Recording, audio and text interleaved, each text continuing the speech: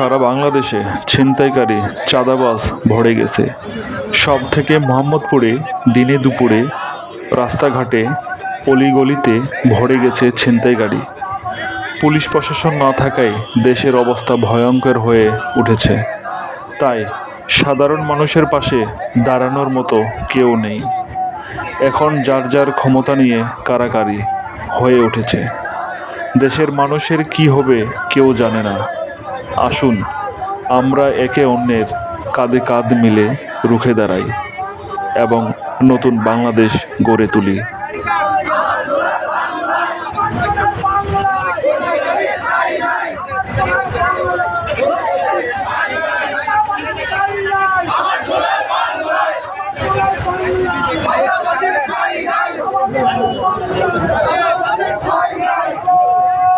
চলো